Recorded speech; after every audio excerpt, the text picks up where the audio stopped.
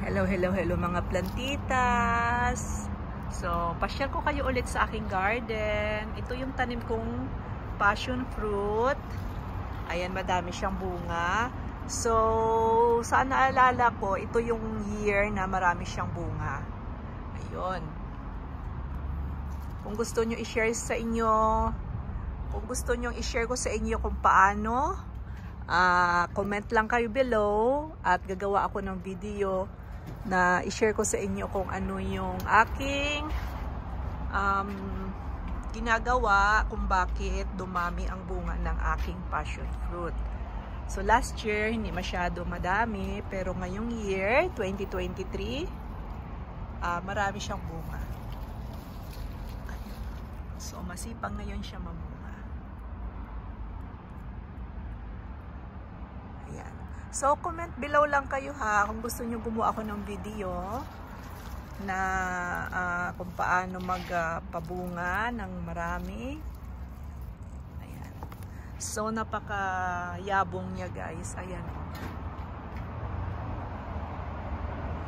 So, ginawa ko siyang cover. Dati may canopy ito. Kaso lang every 2 years bumibili ako ng cover sa canopy. So, mahal din, mga $200. Then, ewan ko ngayon kasi like halos mga 4 years na akong hindi bumibili ng canopy kasi ito ngayon ginawa kong cover sa aking canopy. Itong aking tanim na passion fruit.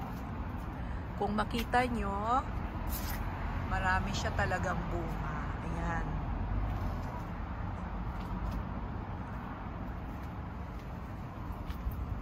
Medyo hapon ngayon kaya hindi masyadong malinaw ang video ko. So ganito siya sa taas. Mahirap tanggalin ang mga tuyong dahon kasi na-stuck siya dan sa mga vines. So hinahayaan ko na lang siya na malaglag kusa. So yun. Meron din dito. Ayan. So, yan yung passion fruit ko na tanim. So, pag magpitas nito guys, hayaan mo siyang mag-purple. Huwag mo siyang pitasin na green pa or ganito. Unless, kung gusto nyo gumawa ng drinks na, di ba usually pag gumawa kayo ng lemonade, gusto nyo maasim-asim. So, kung gusto nyo gumawa ng drinks, pwede nyo na siyang pitasin. Ganito.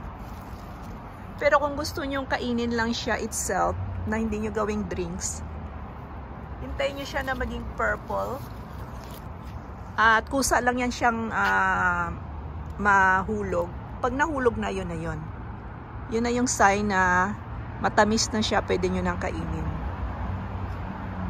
So yun. Pwede din siya ilagay sa dessert, sa mga drinks, at saka maraming benefits itong passion fruit.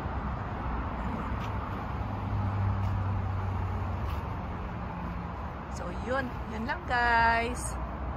Enjoy gardening. Bye-bye.